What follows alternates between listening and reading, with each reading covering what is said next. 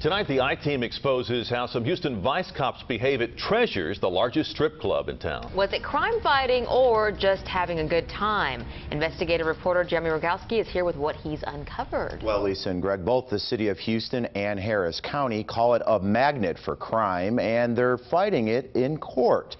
But the cabaret says some Houston Vice cops go too far, and they claim they have the video to prove it. All right, guys, here we go. The city and the county are quick to call Treasures a haven for criminal activity that needs frequent police attention. Or any officer. But some say crime has nothing to do with it. They're in there drinking beer, having a good time, and getting dances from pretty girls. Attorney Casey Wallace represents Treasures. So who's he talking about? Vice cops, he says, who come to the club not to police, but to partake. You can clearly see him groping her. Like in this Treasures security video of an undercover Houston police sergeant getting a table dance. And not just any dance, Wallace says. There you can see where he's kissing on her breasts, in the club, in public. And if Wallace is right, that could be a violation of the law, just like the lewd acts of the officer's partner, seen here with a different dancer on the same night.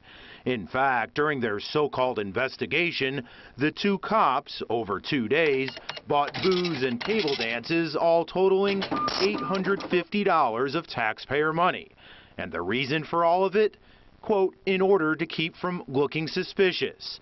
So what did the public get? What was the outcome of this two-day operation? Not a single arrest, not a single criminal charge. Nothing but some officers having a good time inside Treasures. In fact, police records obtained by the I-Team reveal similar visits to the club. Like when 3 undercover officers got table dances and observed numerous violations, but chose not to arrest anybody. They did write investigation to continue. 3 days later, the same cops went in again, and again they got table dances and observed violations, but again, no arrests were made. And again, investigation to continue. And then there's this case, where undercover cops came to the club and officers negotiated for 2 dancers to engage in oral sex with each other.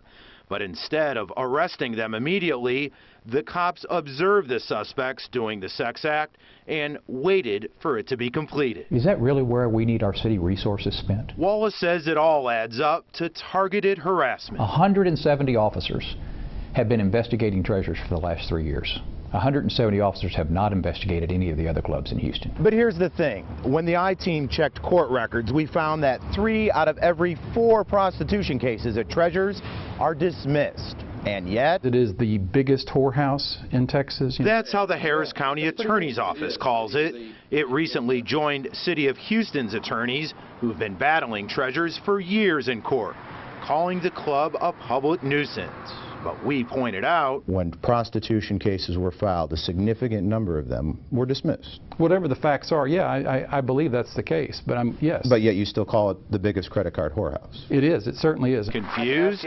So were we, until we asked Houston Mayor Anise Parker how the most recent battle royale began. We had a credible report that not just prostitution, but forced human trafficking was part of what was going on at Treasures. You heard right, forced human trafficking, which the mayor says... We have a huge problem in the city of Houston. And at first, the city and county legal tandem was determined to make Treasures a part of it.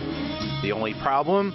That charge didn't hold up and was dropped from their lawsuit, which some observers say left the government's attorneys looking for a way to save face. And so they pushed on. Are you comfortable this has been the best way to spend taxpayer money? Absolutely.